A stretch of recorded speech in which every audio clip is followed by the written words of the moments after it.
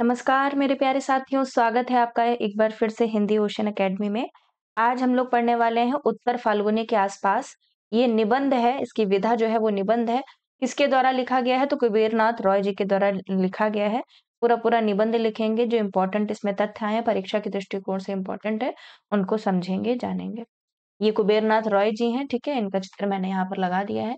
इससे पहले यदि आपने एप्लीकेशन डाउनलोड नहीं किया है, तो हिंदी ओशन एप्लीकेशन को ज़रूर डाउनलोड कर लीजिए। इसमें आपके कोर्सेज़ रन हो रहे हैं, जो ये आपका पहला वाला कोर्स है, आप इसको लीजिए और इसमें आपको ऑनलाइन प्लस रिकॉर्डेड वीडियोज़ भी मिलेंगे, पीडीएफ नोट्स भी मिलेंगे और जो आपकी किताबें हैं, जो लगी हुई हैं इकाई 5 से लेके इकाई 10 तक, उसका भी विस्तृत रूप से अध्ययन करवाया गया है। ठीक है? तो इसको बिल्कुल भी आप देर मत कीजिए। थोड़ा-सा इन्वेस्टमेंट आपको आपके जेआरएफ के करीब लेके जा सकता है। ये ई-बुक है, अगर आपको हार्ड कॉपी नोट्स चाहिए अपने घर में मंगवाने के लिए, तो 3 कॉपियाँ आपके पास में पहुँचेंगी। स्पाइरल बाइंडिंग है, बहुत ही अच्छी क्वालिटी के और बहुत ही अच्छा इसमें कंटेंट दिया गया है। इसको ज़रूर आप परचेज़ कीजिए। 7209973250 नंबर पर आप व्हाट्सएप करके सारी जानकारी ले सकते हैं। चलिए, शुरू करते हैं उत्तर फाल्गुनी के आसपास निबंध को पढ़ना। कुबेरनाथ रॉय जी का निबंध है ये। कुबेरनाथ रॉय जी का जन्म 1933 ईस्वी में उत्तर प्रदेश के गाजीपुर जनपद में हुआ था। धर्मयुग पत्रिका में जो इनका प्रथम निबंध प्रकाशित हुआ था, संपादक ने उसके साथ बड़ी ही मार्मिक और स्वल्प टिप्पणी दी थी। तो जो धर्मयुग के संपादक थे, उन्होंने टिप्पणी दी थी कुबेरनाथ रॉय जी के लिए कि चिंतन और अनुभूति में पगे ललित निबंधों की परंपरा में एक सर्वथा नवीन हस्ताक्षर। ठीक है? इस टिप्पणी ने उनके नाम की और भी अधिक भूमिका धूम मचा दी थी। तो कुबेरनाथ रॉय जी को चिंतन और अनुभूति के पगे ललित निबंधों की परंपरा में एक सर्वथा नवीन हस्ताक्षर माना गया।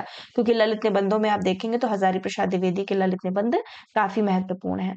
ठीक है? और कुबेरनाथ रॉय भी उसमें उस परंपरा में शामिल होते हैं। इनकी जो प्रसिद्ध कृतियाँ हैं, उनको पढ़ लेते हैं। प्रिया नीलकंठी, इसका समय पूछा जाता है, याद रखिएगा 1969, रस आखेटक 1971, गंधमादन 1972, निषाद बांसुरी 1973, विषाद योग 1974, पर्ण मुकुट 1978, महाकवि की तर्जनी 1979, पत्र मणिपुतुल के नाम 1980, मन पवन की नौका 1982, कामधेनु 1990। ठीक है, तो ये सब इनकी बहुत ही प्रसिद्ध कृतियां हैं कुबेरनाथ रॉय जी की। ठीक है, जिसमें से प्रिया नीलकंठी इंपॉर्टेंट है बहुत ज्यादा। रस आखेटक ये कई कई बार आपके पीवाईक्यू प्रश्न में बन चुका है। ठीक है, तो इसका समय जरूर याद रखिएगा। इस निबंध संग्रह में ललित निबंध के साथ-साथ अनुचिंतन शीर्षक से कुछ वैचारिक निबंध भी संग्रहित किए गए हैं। ललित निबंध शीर्षक में कुछ कुल 13 निबंधों का संकलन है, ठीक है? तो जो ललित निबंध शीर्षक से कुल कितने निबंधों का संकलन है? 13 निबंधों का संकलन है तथा अनुचिंतन शीर्षक के अंतर्गत 9 विचार प्रधान निबंध लिखे गए हैं, ठीक है? तो विचार प्रधान निबंध 9 लिखे गए हैं, किसमें? अनुचिंतक शीर्षक से 9 निबंध इसके अंतर्गत समाहित है। ललित निबंध के शीर्षक इस प्रकार हैं। मुकुलोद्गम, उत्तर फाल्गुनी के आसपास, याद रखिएगा ललित निबंधों में मुकुलोद्गम है, उत्तर फाल्गुनी के आसपास, परास्त नरक, कैक्टस वन की नायिका, यक्षरात्रि, व्यथा तीर्थ, मेघ मंडूक और आदिम मन, नारायण नारायण, एक महाकाव्य का जन्म, फटिकशिला, समुद्र संतरण, लंका की एक रात, अशोक फूल, अब और कितनी रात इत्यादि। उत्तर फाल्गुनी के आसपास एक ललित निबंध है। इसमें लेखक ने शरद करते हुए अपने निजी जीवन की मीमांसा भी की है। ठीक है, तो अपने निजी जीवन की मीमांसा करते हैं इसमें। यह निबंध विषाद योग निबंध संग्रह में संकलित है। वेरी इंपॉर्टेंट, ये इसको भी अंडरलाइन कर लीजिएगा, इसको लिख लीजिएगा अगर आपके नोट्स में नहीं है। विषाद योग में शामिल है। इसका प्रकाशन वर्ष क्या है? तो 1974 इसका प्रकाशन वर्ष है। उत्तर फाल्गुनी के आसपास निबंध किसका निबंध संग्रह में संकलित है? तो विषाद योग से निबंध संग्रह में संकलित है, जिसका प्रकाशन वर्ष है 1974। यह एक प्रमुख ललित निबंध की श्रेणी में आता है। विश्वनाथ तिवारी के अनुसार कुबेरनाथ रॉय के निबंधों में रस छलकता है। वेरी इंपॉर्टेंट, विश्वनाथ तिवारी क्या कहते हैं कि कुबेरनाथ रॉय के निबंधों में रस छलकता है। निबंध की भाषा में तत्सम शब्दों के साथ साथ अंग्रेजी शब्दों का भी प्रयोग हुआ है। इसकी विषय वस्तु देख लेते हैं। इस निबंध में कुबेरनाथ जी ने मनुष्य जीवन और ऋतुओं, नक्षत्रों में समानता से दिखाने का प्रयास किया है। इस निबंध में रचनाकार ने मनुष्य की जीने की लालसा और जवान बने रहने की भूख को भी दिखाया है। साथ ही अध्यापक और छात्रों के बीच के संबंधों को भी आधुनिक दृष्टि से व्याख्यायित किया है। अब उद्धरण तो हम लोग बाद में पढ़ेंगे, इससे पहले हम लोग एक काम करते हैं। हम लोग 1 मिनट रुकिएगा, निबंध को पढ़ लेते हैं, ठीक है? चलिए, यहाँ से निबंध शुरू है। निबंध को पढ़ना शुरू करते हैं, क्योंकि अगर आप एक बार निबंध पढ़ लेते हैं ना, वही पिक्चर वाली बात मैंने बताई थी, पूरी पिक्चर को पढ़ लेते हैं, पूरी फ़िल्म को देख लेते हैं, समझ लेते हैं, साहित्य का अध्ययन कर लेते हैं, फिर जो भी इससे प्रश्न आएँगे, उनको आप आसानी से हल कर सकते हैं। ठीक है, तो उत्तर फाल्गुनी के आसपास लेखक है कुबेरनाथ रॉय। वर्षा ऋतु की अंतिम नक्षत्र है उत्तर फाल्गुनी, उत्तरा फाल्गुनी। तो किसकी अंतिम नक्षत्र है? वर्षा ऋतु की। ऐसे ही प्रश्न बना दिया जाएगा कि ग्रीष्म ऋतु की या फागुन की या शीत ऋतु की, है ना? या वर्षा ऋतु की। तो वर्षा ऋतु की अंतिम नक्षत्र है उत्तर फाल्गुनी। हमारे जीवन में गदा पचीसी सावन मन भावन है। बड़ी मौज रहती है, परंतु 27वें के आते-आते कितने साल के? लिखते रहिएगा, 27वें तक आते-आते घनघोर भाद्रपद के अशनि संकेत मिलने लगते हैं। वन लाइनर क्वेश्चन बन सकते हैं इससे। तो किसके आते-आते, कितने वर्ष तक आते-आते घनघोर भाद्रपद के अशनि संकेत मिलने लगते हैं? 27 वर्ष। और 30 के वर्षों में हम विद्युन्मय भाद्रपद के काम, क्रोध और मोह का सम्मिश्र सुख भोगते हैं। तो कौन-कौन सा सुख भोगते हैं 30 वर्षों में? काम का, क्रोध का और मोह का। इसी काल में अपने-अपने स्वभाव के अनुसार हमारी शिक्षा कृतार्थ होती है। फिर 40वें लगते-लगते हम भाद्रपद की अंतिम नक्षत्र उत्तरा फाल्गुनी में प्रवेश कर जाते हैं। और 2-4 वर्ष बाद अर्थात उत्तरा फाल्गुनी के अंतिम चरण में जरा और जीर्णता की आगामनी का समाचार काल तुरंग दूर से ही हिनहिना कर दे जाता है। वास्तव में सृजन संपृक्त, सावधान, सतर्क, सचेत और कर्मठ जीवन जो हम जीते हैं, वह 30 और 40 के बीच का जीते हैं। इंपॉर्टेंट है। सृजन संपृक्त, सावधान, सतर्क, सचेत और कर्मठ जीवन जो हम जीते हैं, वो कितने से कितने वर्ष का होता है? 30 से 40 वर्ष का होता है। ठीक है? कॉपी में नोट्स बनाते रहिए। जिन बच्चों ने नोट्स लिए उनको बनाने की जरूरत नहीं है, क्योंकि उस इम्पोर्टेंट उद्धरण में सारी चीजें मैंने लिख दी हैं। लेकिन जिन्होंने नोट्स नहीं लिए हैं, वो अपने नोट्स को लिखते रहें। समय कम है तो नोट्स मंगा लीजिए, बहुत ही बेस्ट, बहुत ही ऑथेंटिक नोट्स मैंने आपको प्रोवाइड किए हैं। फिर 40 से 45 तक उत्तर फाल्गुनी का काल है। ठीक है, तो 40 से लेकर कितने साल तक का? 45 तक का उत्तरा फाल्गुनी का काल है। इसके अंदर पग निक्षेप करते ही शरीर की षट उर्मियों में थकावट आने लगती है। अस्थि जायते वर्तते, ये 3 धीरे-धीरे शांत होने लगती हैं। क्या धीरे-धीरे शांत होने लगती हैं? षट उर्मियों में थकावट आने लगती है। अस्थि जायते और वर्धते, ये 3 धीरे-धीरे शांत होने लगती हैं। उनका वेग कम होने लगता है और इनके विपरीत 3 विपतरी अड़मते, अपक्षीयते, विनिश्यते प्रबलतर हो उठती है। तो याद रखिएगा, क्या ये संस्कृत शब्द को प्रयोग किया करते हैं यहाँ पर कि प्रबलतर क्या होने लगती है? विपतरिणमते, अपक्षीयते और विनिश्यति। ठीक है, और बाकी जो 3 धीरे-धीरे शांत होने लगती हैं, वो है अस्थि, जायते और वर्धते। इंपॉर्टेंट है, ध्यान रखिएगा। उन्हें प्रदोष बल मिल जाता है। वे शरीर में बैठे रिपुओं की साठगांठ कर लेती हैं और फल होता है जरा के आगमन का अनुभव। 45 के बाद, कितने वर्ष के बाद? 45 के बाद ही शीश पर काश फूटना शुरू हो जाता है। वातावरण में लोमड़ी बोलने लगती है। शुक और सारिका उदास हो जाते हैं। मयूर अपने श्रृंगार कलाप का त्याग कर देता है और मानस की उत्पल वर्णा मार कन्याएं चोबा चंदन और चित्र सारी त्याग कर प्रज्वल्ला का बलकल वसन धारण कर लेती है। अतः बचपन भले निर्मल प्रसन्न हो, गदा पचीसी भले ही मधुनी हो, परंतु जीवन का वह भाग जिस पर हमारे जन्म लेने की सार्थकता निर्भर है, 25 और 40 या ठेल ठल कर 45 के बीच पड़ता है। तो बताते हैं कि जो जीवन जन्म लेने की सार्थकता है वो किससे कितने से कितने बीच तक की है? 25 वर्ष से लेकर के ठेल ठाल तक कर 45 वर्ष के बीच में। इसके पूर्व हमारे जीवन की भूमिका या तैयारी का काल है और इसके बाद फलागम या निमिसिस का की प्रतीक्षा है। जो हमारे हाथ में था, जिसे करने के लिए हम जन्मे थे, वह वस्तुतः घटित होता है 25 और 45 के बीच। वेरी इंपॉर्टेंट, मैंने पहले ही बता दिया। ठीक है, पूछा जा सकता है कि जिसको जन्म लेने के लिए हमारी सार्थकता निर्भर है, वो कितने से कितने वर्ष के बीच में है? 25 से 45 के बीच। इसके बाद तो मन और बुद्धि के वानप्रस्थ लेने का काल है। देह भले ही 1 मधु, 2 मधु, असंख्य मधु 60 वर्ष तक भोगती चले, इस 25 से 45 की अवधि में ही असल हीर रचती है तीसोत्तरी। तीसोत्तरी के वर्षों का स्वभाव शाण पर चढ़ी तलवार की तरह होता है ना? तो तीसोत्तरी मतलब 30 के बाद का समय जो होता है, वो कैसा होता है? शाण पर चढ़ी तलवार की तरह।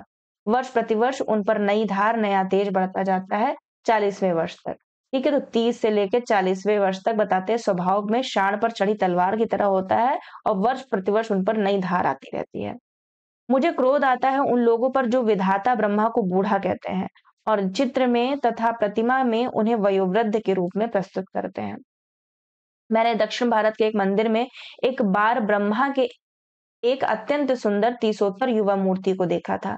देखकर ही मैं कलाकार की औचित्य मीमांसा पर मुग्ध हो गया। तो किस मीमांसा पर मुग्ध हो गए? औचित्य मीमांसा पर। जो सर्जक है, जो सृष्टि करता है, वह निश्चय ही चिरयुवा होगा। Important, very important. प्राचीन या बहुकालीन का अर्थ जर्जर या बूढ़ा नहीं होता है।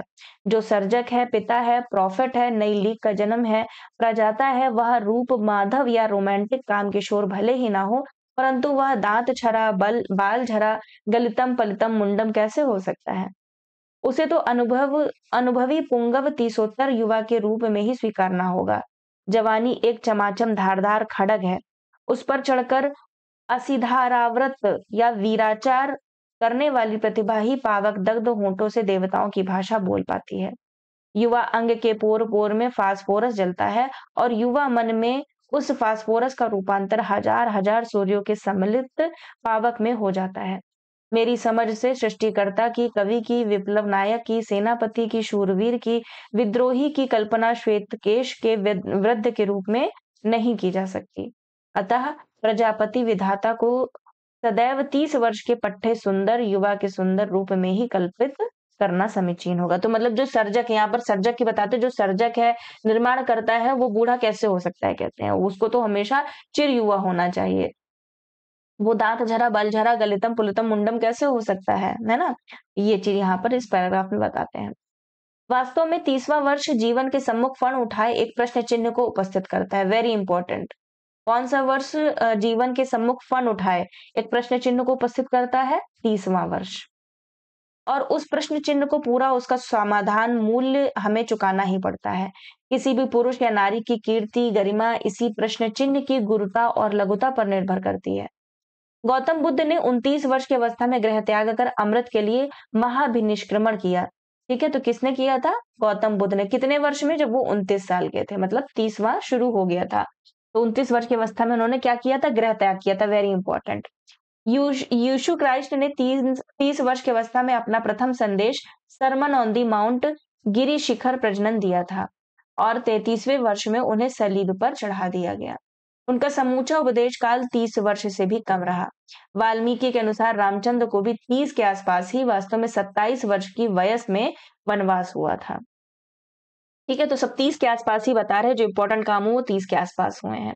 उस समय सीता की आयु 18 वर्ष की थी और वनवास के 13 वर्ष में अर्थात सीता के 30वां पार करते करते ही सीता हरण की ट्रेजेडी घटित हुई। तो मतलब ये बता रहे हैं कि जब 18 वर्ष की थी और जैसे ही 13वें वर्ष 14वां वर्ष शुरू हो रहा था, तब तो उनका सीता हरण कर लिया गया था रावण के द्वारा। अतः 30वां वर्ष सदैव वर्ण के महामुहूर्त के रूप में आता है और संपूर्ण दशक उस वर्ण और तेज के दाह से अविष्ट रहता है। तीसोत्तर दशक जीवन का घनघोर कुरुक्षेत्र है। ठीक है, तो कौन सा दशक बताते हैं? घनघोर कुरुक्षेत्र। Very important. तीसोत्तर दशक। यह काल गधा पचीसी के विपरीत एक क्षुरधार काल है, जिस पर चढ़कर पुरुष या नारी अपने को आविष्कृत करते हैं, अपने मर्म और कर्म के प्रति अपने को सत्य करते हैं तथा अपनी अस्तित्वगत महिमा उद्घाटित करते हैं, अथवा कम से कम ऐसा करने का अवसर तो अवश्य पाते हैं। 40 लगने के बाद 45 तक यथा स्थिति की उत्तर फाल्गुनी चलती है। ठीक है, तो 40 से लेकर बताते हैं 45 तक की क्या लगती है? यथा स्थिति रहती है, जो कि उत्तरा फाल्गुनी चलती है। और इसमें ही जीवन की प्रतिकूल और अनुकूल उर्मियां परस्पर के संतुलित को खोना प्रारंभ कर देती है और प्राण शक्ति अवरोहण की ओर उन्मुख हो जाती है। इसके बाद अनुकूल उर्मियां स्पष्टतः थकहर होने लगती हैं और प्रतिकूल उर्मियां प्रबल होकर देह की गांठ गांठ में बैठे रिपुओं से मेल कर बैठती हैं। मन हारने लगता है, सृष्टि अनाकर्षक और रति प्रतिकूल लगने लगती है। बुद्धि का तेज घट जाता है और वह स्वीकार पंथी कन्फर्मिस्ट होने लगती है एवं आत्मा की दाहक तेजीमय शक्ति पर विकार का धूम्र छाने लगता है। मैं तो यहाँ पर 45वें वर्ष की बात कर रहा हूँ, परंतु मुझे स्मरण आती है दोस्ती वश की। इंपॉर्टेंट है ये। क्या कहते हैं दोस्ती वश की? कि जिसने 40 के बाद ही जीवन को धिक्कार दे दिया था। तो किसने 40 के जीवन को धिक्कार दे दिया था? दोस्ती वश की ने। Very important. कहते हैं कि मैं 40 वर्ष जी चुका, 40 वर्ष ही तो असली जीवन काल है। तुम जानते हो कि 40वां माने चरम बुढ़ापा। तो यहाँ पर कितने साल को बताते हैं? 40वें साल को कहते हैं चरम बुढ़ापा है। दरअसल 40 से ज्यादा जीना असभ्यता है, अश्लीलता है, अनैतिकता है। इम्पोर्टेंट। 40 से ज्यादा जीने को क्या बोलते हैं? असभ्य बोलते हैं, अश्लील बोलते हैं, अनैतिक बोलते हैं। भला 40 से आगे कौन जीता है? मूर्ख लोग और व्यर्थ लोग। नोट्स फ्रॉम दी अंडरग्राउंड से तो इम्पोर्टेंट है। इसमें बताया गया है कि 40 से ज्यादा जीना असभ्यता, अश्लीलता, अनैतिकता है। भला 40 के आगे कौन जीता है? मूर्ख लोग या व्यर्थ व्यर्थ लोग। इसको नोट कर लीजिएगा। नोट्स फ्रॉम अंडरग्राउंड से ये उद्धृत है। दोस्तोयेव्स्की की इस उक्ति का यदि शाब्दिक अर्थ ना लिया जाए तो मेरी समझ से इसका यही अर्थ होगा कि 40 वर्ष के बाद जीवन के सहज लक्षणों का परिवर्धन सृजन का आत्मिक और मानसिक स्तरों पर हास होने लगता है। पर मैं साठा तब पाठा की उक्ति वाली गंगा की कछार का निवासी हूँ। इसी से इस अवधि को 5 वर्ष और आगे बढ़ाकर देखता हूँ। यद्यपि दोस्तोयेव्स्की की मूल थीसिस मुझे सही लगती है। शक्ति क्षय की प्रक्रिया 40 के बाद ही प्रारंभ हो जाती है। तो जो शक्ति है उसकी क्षय की प्रक्रिया कब प्रारंभ हो जाती है? 40 के बाद। यद्यपि वह अस्पष्ट रहती है। मैं इस समय 1972 ईस्वी, ठीक है, इम्पोर्टेंट। ये जो प्रकाशन मैंने बताया था आपको, कब बताया था? 1972 बताया था आई थिंक, 1974 में। तो ये 1972 में लिख रहे होंगे तभी ये बताते हैं, 1972 का समय लेते हैं। बताते हैं कि मैं 1972 ईस्वी में अपना 38वां पावस झेल रहा हूँ। तो कितने साल के थे जब ये लिख रहे थे निबंध? 38 साल के थे। तभी ये पूरी 40, 45, 30, 27 पूरा समय बताते हुए चल रहे हैं कि कौन से साल में क्या झेलना पड़ता है एक इंसान को। पूर्वा फाल्गुनी का विकारग्रस्त यौवन जल पी पीकर मैं क्षिप्त से भी आगे एक पग विक्षिप्त हो चुका हूँ, है ना? तो पूर्वा फाल्गुनी का ये कह रहे हैं कि जो विकारग्रस्त यौवन जल है उसको पी पीकर मैं क्षिप्त हो गया हूँ और आगे और भी ज्यादा जी करके मैं विक्षिप्त हो चुका हूँ और शीघ्र ही मोहमूढ़ होने वाला हूँ। भाद्र की पहली नक्षत्र है मघा, इंपॉर्टेंट। भाद्र की पहली नक्षत्र क्या होती है? मघा। और वर्षा ऋतु की अंतिम नक्षत्र क्या होती है? पूर्वा फाल्गुनी। ये इंपॉर्टेंट छोटे छोटे नोट्स आपको बनाने होंगे अपनी कॉपी में। तो जब मैं पढ़ाती हूँ ना तो इसको लिख भी लिया करिए। अभी समय नहीं मिल रहा है तो बाद में लिख लिया करिए, क्योंकि ये छोटे ही नोट्स आपके जो कूट वाले प्रश्न आते हैं ना, 1 2 3 4 5 करके पॉइंट, अब तो 5 पॉइंट पूछे जाने लगे, तो उनमें ही ऐसे कूट वाले प्रश्न बनते हैं। अगर 1 या 2 भी आपने सही कर लिए और बाकी एलिमिनेट कर लिए तो भी आपका आंसर सही हो जाता है। तो आप उन लोगों से आगे चले जाते हैं, इसी वजह से कट ऑफ आप इस बार इतनी ज्यादा हाई गई थी, है ना? तो इसी वजह से जा रही है कि लोग डिटेल में पढ़ रहे हैं और अपने नोट्स बनाते चल रहे हैं। जब तक आप ये काम नहीं करेंगे तब तक आप भी बहुत दूर रहने वाले हैं। याद रखिएगा कि पढ़ने का उद्देश्य ये है कि आप अपने स्वयं के नोट्स बनाइए। नहीं ले पा रहे हैं तो मेरे से कॉन्टेक्ट कीजिए, नंबर दिया हुआ है और मैं आपको ये नोट्स प्रोवाइड करवाऊंगी। पृथ्वी की तृषा आश्लेषा और मघा के जल से ही तृप्त होती है। यदि मघा में धरती की प्यास नहीं बुझी तो उसे अगले संवत्सर तक प्रतीक्षा करनी पड़ती है। न केवल परिमाण में बल्कि गुण में भी मघा का जल श्रेष्ठ है। तो किसका जल श्रेष्ठ बताते हैं? मघा का जल। ठीक है, केवल परिमाण में ही नहीं बल्कि गुण में भी मघा का जल श्रेष्ठ है। मघा मेष की झड़ी झकोर का स्तव गान कवि और किसान दोनों खूब करते हैं। बरसे मघा झकोरी झकोरी।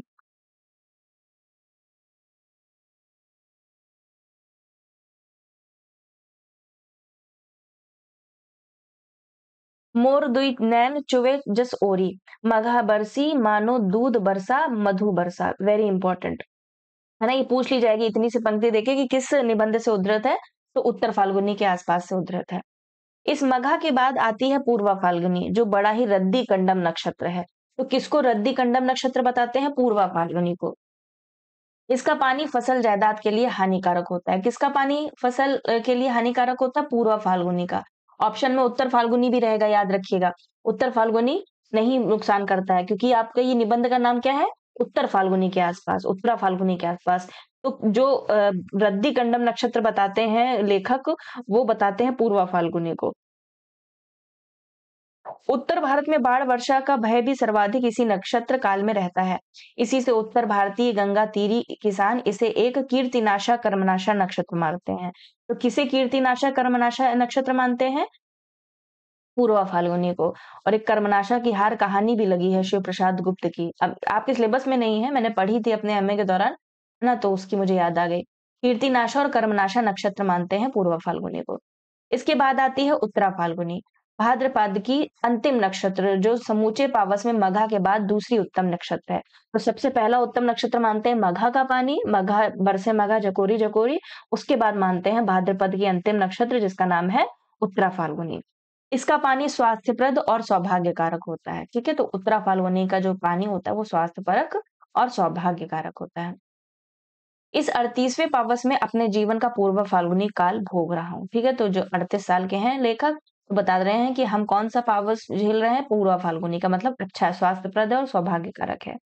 यदि साथ ही साथ द्वार पर उत्तरा फाल्गुनी का आगमन भी देख रहा हूँ, 40 आने में अब कितनी ही देर है। तो यह बताते हैं कि साथ ही साथ मैं 40 का भी हो जाऊंगा, अब 40 आने में कितनी, तब मैं उत्तरा फाल्गुनी भी देखूंगा। अतः आज पूर्वा फाल्गुनी का अंतिम पानपत्र मेरे होठों से संलग्न है। वेरी इंपॉर्टेंट, ये वाली पूछी गई थी कोटेशन। क्रोध मेरी खुराक है, लोभ मेरा नयन अंजन है और काम भुजंग मेरा क्रीड़ा सहचर है। इनको मैं क्रमशः विद्रोह, प्रगति और नवलेखन कहकर पुकारता हूँ। वेरी इंपॉर्टेंट है ना। तो क्या क्या क्रोध मेरी खुराक है को क्या बोलते हैं, विद्रोह। लोभ मेरा नयन अंजन को बोलते हैं प्रगति। और नवलेखन कहना मैं पुकारता हूँ किसको, काम भुजंग मेरा क्रीड़ा सहचर है। ठीक है, तो ये क्रमशः बताते हैं कि क्रोध मेरी खुराक है, लोभ मेरा नयन अंजन है और काम भुजंग मेरा क्रीड़ा सहचर है। इनको मैं विद्रोह, प्रगति और नवलेखन कहकर पुकारता हूँ। बिल्कुल कंठस्थ कर लीजिए इस लाइन को। भले ही यह विकार जल हो, भले ही इसमें श्रेय प्रेय गति मुक्ति कुछ भी ना हो, परंतु जिसमें जीर्णता और जर्जरता नहीं, यह जरा और वृद्धत्व का प्रतीक नहीं। पूर्वा फाल्गुनी द्वारा प्रदत्त विक्षिप्तता भी यौवन का ही एक अनुभव है। मुझे लग रहा था कि मेरे भीतर कोई उपंग बजा रहा है, क्योंकि मेरे सम्मुख द्वार पर काल नट्टिन अर्थात उत्तरा फाल्गुनी त्रिभंग रूप में खड़ी है और मैं उसमें मार की 3 कन्याओं तृषा, रति और आर्त्री, ठीक है, तो 3 कन्याओं का जिक्र है, किसका, तृषा का, रति का और आर्त्री को एक साथ देख रहा हूँ। कांचन पद्य कांति कर पल्लव कुणित केश बिंबाधर विशाल बंकिम भ्रू दक्षिणावर्त नाभि और त्रिवली रेखा से युक्त इस भुवन मोहन रूप को मैं देख रहा हूँ और इसको आगमनी में अपने भीतर बजती उपंग को निरंतर सुन रहा हूँ। उपंग एक विचित्र बाजा है। उपंग क्या है, एक विचित्र बाजा है। इंपॉर्टेंट। काल पुरुषों की उंगलियां चटाक चटाक पड़ती हैं और आहत नाद का छंदोबद्ध रूप निकलता है बीच बीच में हिचकी के साथ। यह हिचकी भी उसी काल विदूषक की भड़ैती है और यह उपंग के तालबद्ध स्वयं को अधिक सजीव और मार्मिक कर देती है। मैं अपने भीतर बजते यौवन का यह उपंग संगीत सुन रहा हूँ और अपने मनोविकारों का छक कर पान कर रहा हूँ। मुझे कोई चिंता नहीं, अभी वानप्रस्थ का शरद काल आने में काफी देर है। इस क्षण उसकी चिंता क्यों करूं, क्या इस क्षण उसकी क्या चिंता करूं। इस क्षण तो बस मौज ही मौज है, भले ही वह कटुतिक्त मौज क्यों ना हो। काम भुजंग के डसने पर तो नीम भी मीठी लगती है। अतः यह काल नटी, यह पूर्वा फाल्गुनी या उत्तरा फाल्गुनी, यह नैना जोगिन कितनी ही भ्रांति माया या मृगजल क्यों ना हो, मैं इसके रूप में आबद्ध हूँ। इंपॉर्टेंट। इसमें मुझे वही स्वाद आ रहा है जो मायापति भगवान को अपनी माया के काम मधु का स्वर लेते समय प्राप्त होता है और जिस स्वाद को लेने के लिए वे परम पद के भास्वर सिंहासन को छोड़कर हम लोगों के बीच बार बार आते हैं। अतः इस समय मुझे कोई चिंता, कोई परवाह नहीं। परंतु एक ना एक दिन वह क्षण भी निश्चय ही उपस्थित होगा जिसकी श्रृंगारहीन शरद यवनिका के पीछे जीर्ण हेमंत और मृत्यु शीतल शिशिर की प्रेत छाया झलकती रहेगी। उस दिन तुम क्या करोगे? है तुम्हारे पास कोई बीज मंत्र, कोई टोटका, कोई धारणी मंत्र जिससे तुम अगले 20-22 वर्षों के लिए इस उत्तरा फाल्गुनी के पगों को स्तंभित कर दो और वह अगले 20-22 वर्ष तुम्हारे द्वार देश पर शिथिल दक्षिण चरण ईशित क्रंचित जानू के साथ साथ आभंग मुद्रा में नतग्रीव खड़ी रहे और तुम्हारे हुक्म की प्रतीक्षा करती रहे। है कोई ऐसा जीवन दर्शन, ऐसा सिद्धाचार, ऐसी काया सिद्धि जिससे बाहर बाहर शरद शिशिर पतझार हेमंत आए और जूझते हार खाते चले जाएं। परंतु मानस की द्वार देहरी पर यह उत्तर फाल्गुनी एक रस 60 वर्ष की आयु तक बनी रहे। इंपॉर्टेंट है, ये बात की बात बता रहे, उत्तरा फाल्गुनी के बाद का बता रहे हैं, है ना। 45 वर्ष के बेसिकली बता रहे हैं, 45 वर्ष के बाद का है कोई तुम्हारे पास मंत्र जो तुम्हारे हुक्म की प्रतीक्षा करती रहे। पूरा फाल्गुनी एक क्या बताते हैं, एक रस 60 वर्ष की आयु तक बनी रहे, एक रस बनी रहे मतलब एक रूपता बनी रहे। है कोई ऐसा उपाय? यह प्रश्न रह रहकर मैं स्वयं अपने से ही पूछता हूँ। आज से 13 वर्ष पूर्व भी मैंने इस प्रश्न पर चिंता की थी। कितने वर्ष पूर्व? 13 वर्ष पूर्व, इम्पोर्टेंट। और उक्त चिंतन से जो समाधान निकला, उसे मैंने कार्य रूप में परिणत कर दिया। परंतु इन 13 वर्षों में, कितने वर्षों की चर्चा करते हैं? 13 वर्षों में असंख्य भाव प्रतिभाओं के मुंडपात हुए हैं। और आज मैं मूल्यों के कबंध वन में भाव प्रतिभाओं के केतु कांतार में बैठा हूँ। आज जगत वही नहीं रहा जो 13 वर्ष पूर्व था। एक ग्रीक दार्शनिक की उक्ति है कि एक नदी में हम दोबारा हाथ नहीं डाल सकते, क्योंकि नदी की धार क्षण प्रतिक्षण और ही और होती जा रही है। इंपॉर्टेंट, किस दार्शनिक की बात है? ये ग्रीक दार्शनिक की बात है। काल प्रवाह भी एक नदी है, जो इसकी भी कोई बूंद स्थिर नहीं। अतः शताब्दी के 8वें दशक के इस प्रथम चरण में मुझे उसी प्रश्न को पुनः पुनः सोचना है, कैसे जीर्णतया जरा को यदि संपूर्णतः जीतना असंभव हो, तो भी फांकी देकर यथासंभव दूरी तक वंचित रखा जाए। कैसे अपने दैहिक यौवन को नहीं तो मानसिक यौवन को ही निरंतर धारदार और चिरंजीवी रखा जाए। यहाँ दैहिक यौवन की चर्चा करते हैं कुबेरनाथ पवई जी। उस दिन तो मैंने सीधा-साधा उत्तर ढूँढ निकाला था। ययाति की तरह पुत्रों से यौवन उधार लेना। किसकी तरह? ययाति की तरह पुत्रों से यौवन उधार लेना। अर्थात मैं कोई नौकरी ना करके कॉलेज में अध्यापन करूँ, तो मुझे 55 या 60 वर्ष की आयु तक युवा शिष्य-शिष्याओं के मध्य वास करने का अवसर सुलभ होगा। समझ रहे हैं कि क्या इन्होंने एक उत्तर ढूँढा कि मैं जवान रहूँ, मतलब यौवन जाने ना पाए, ययाति की तरह पुत्रों से यौवन उधार लेकर, मतलब कि किसी कॉलेज में अध्यापन कार्य करूँ और मुझ जैसे 55 या 60 वर्ष की आयु तक मैं जो युवा जो पीढ़ी है, शिष्य-शिष्याएँ हैं, उनके मध्य मैं साथ में रहूँ। मैं इनकी आशा, आकांक्षा, उत्साह, साहस, उद्यमता आदि से वैसे ही अनुप्राणित और आविष्ट रहूँगा, जैसे चुंबकीय आकर्षण क्षेत्र में पड़कर साधारण लोहा भी चुंबक बन जाता है। बहुत इम्पोर्टेंट है। कहते हैं ना, आसपास ऐसे लोगों का वातावरण हो जो आपको मोटिवेट करते हो, तो आपको कितना आनंद आएगा। और जहाँ पर सिर्फ नेगेटिविटी है, मतलब एक दूसरे को एक होता है ना, जलन की दृष्टि से या फिर कुछ अच्छी दृष्टि से ना देखना, तो ऐसे लोगों के साथ में रहना आपको अच्छा नहीं लगेगा। जैसी आपकी फ्रीक्वेंसी होगी वैसे ही आपके साथ में, वैसे ही आपको लोग भी अट्रैक्ट करते हैं। आप भी उन लोगों को अट्रैक्ट करते हैं। आप मेरा वीडियो देख रहे हैं तो शायद आपने भी मुझे अट्रैक्ट किया अपने वीडियो के माध्यम से, कि हाँ, मुझे इनकी बातें समझ में आ रही हैं, मुझे इनका पढ़ाना समझ में आ रहा है। है ना? तो अच्छे लोग अच्छे लोगों को ही अट्रैक्ट करते हैं, ये बिल्कुल सत्य है एकदम। बिल्कुल इसको समझ के रखिए कि ये एकदम सही बात है ना? तो वैसे ही बताते हैं कि जो युवा शिष्य-शिष्याएँ हैं, इनकी आशा, आकांक्षा, उत्साह, साहस, उद्यमता, इनके पास में किसी चीज़ की कमी नहीं रहती है। हमेशा एनर्जेटिक रहते हैं।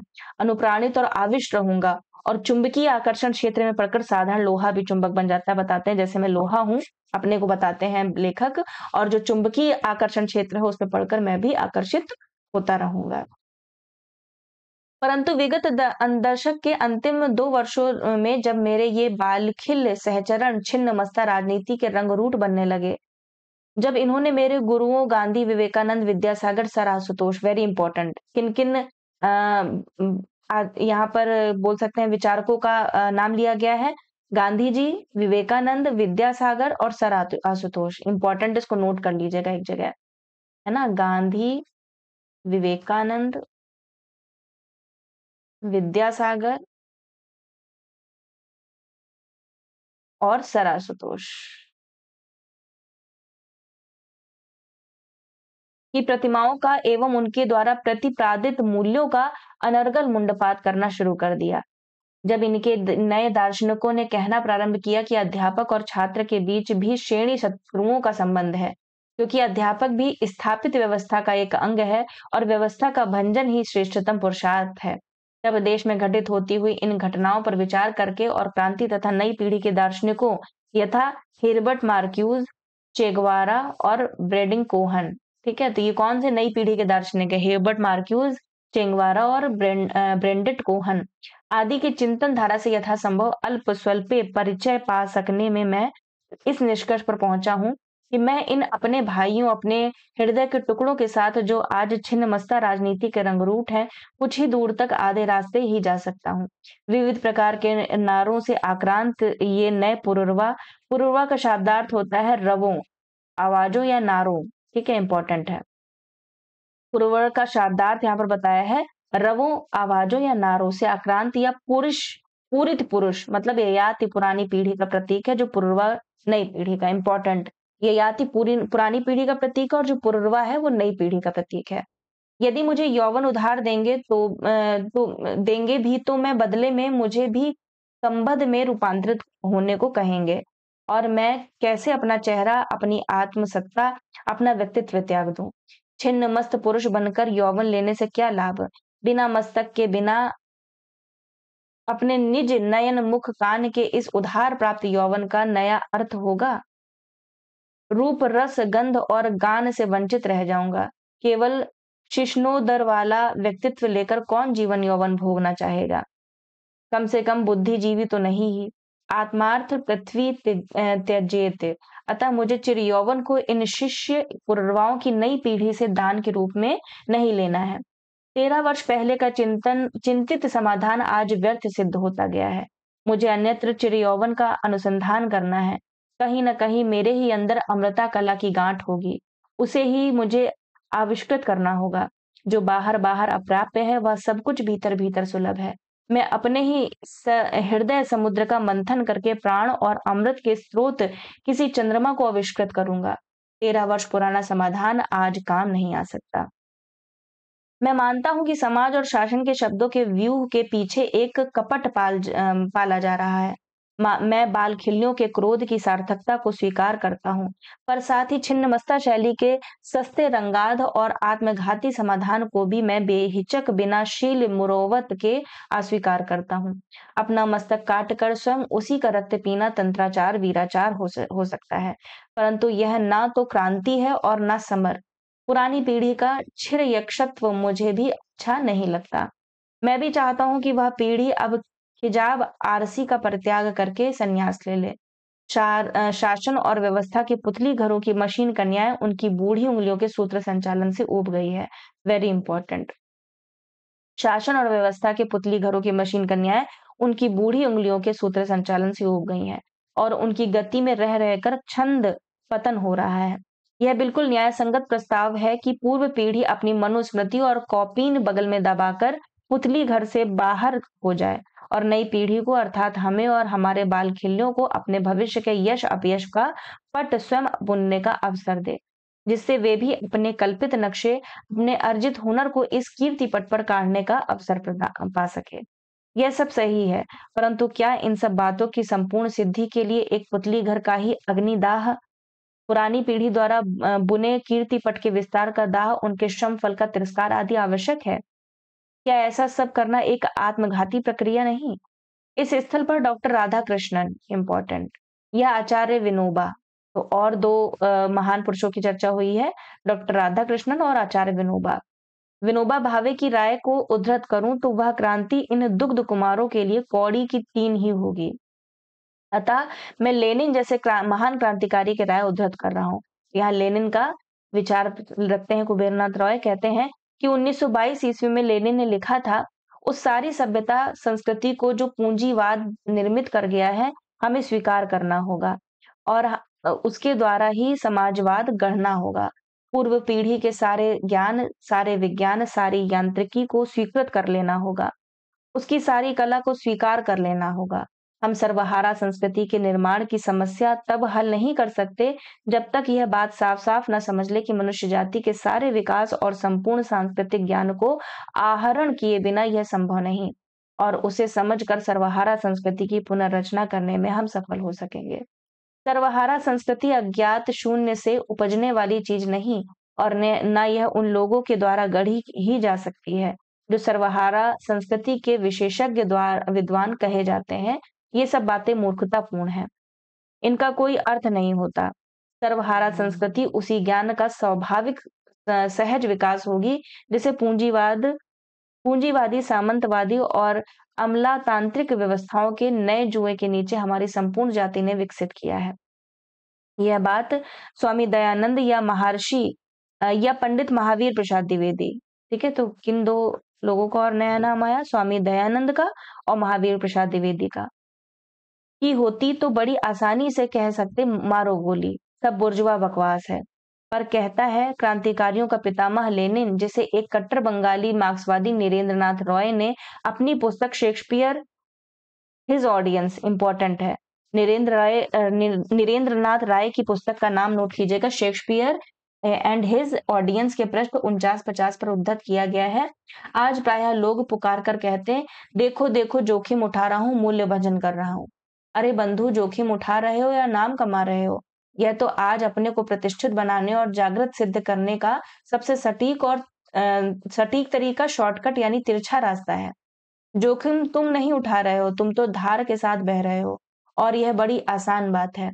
आज जोखिम वह उठा रहा है जो नदी की वर्तमान धारा के प्रतिकूल धार के हुक्म को स्वीकारते हुए कह रहा है, मूल्य भी क्या तोड़ने की चीज है जो तोड़ेंगे? वह बदला जा सकता है, तोड़ा नहीं जा सकता।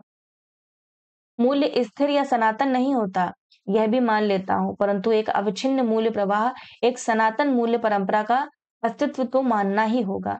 नए बालखिल्य दार्शनिक कहेंगे यह धार के विपरीत जाना हुआ, यह तो प्रतिक्रियावादी है।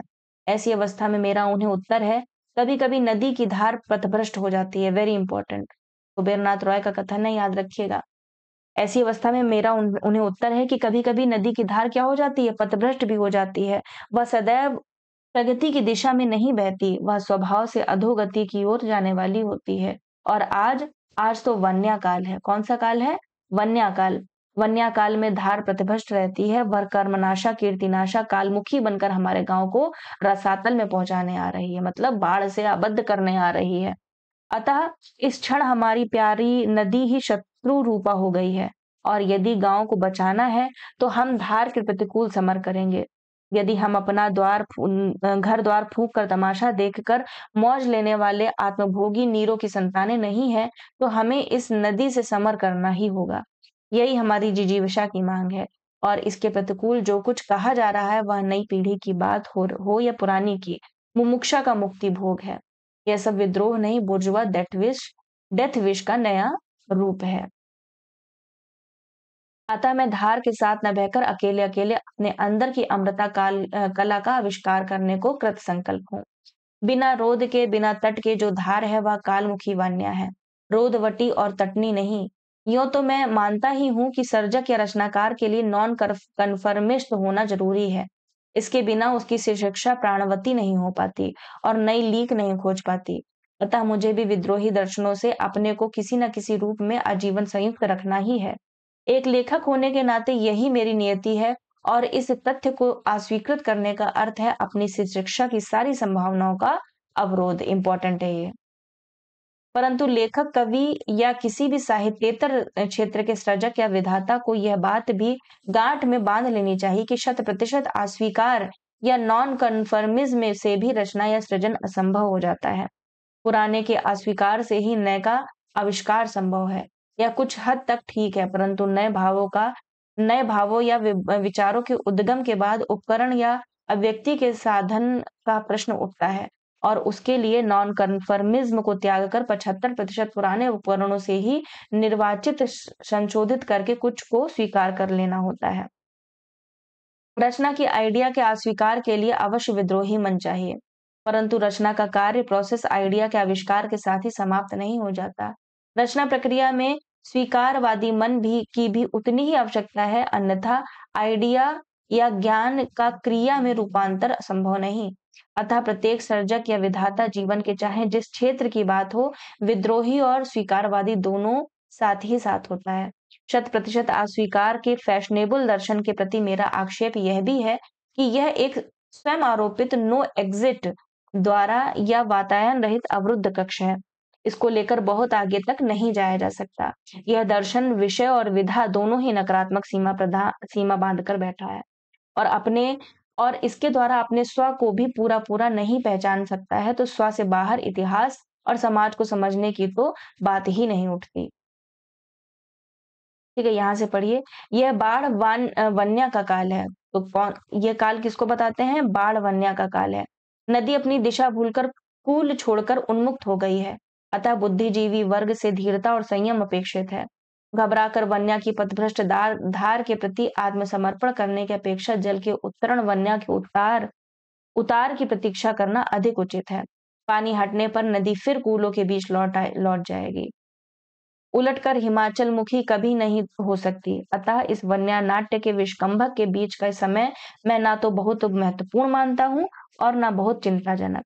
मैं बिल्कुल अविचल हूँ। मेरा विश्वास है कि कल नहीं तो परसों हम अर्थात पुरानी पीढ़ी का युवा और मेरे बालखिल्य छात्र छात्राएं अर्थात नई युवा पीढ़ी दोनों मिलकर इस शासन एवं व्यवस्था के पुतली घर की नृत्य कन्याओं के कथक नृत्य को साथ साथ संचालित करेंगे। ठीक है, तो कथक नृत्य की यहाँ पर चर्चा करते हैं।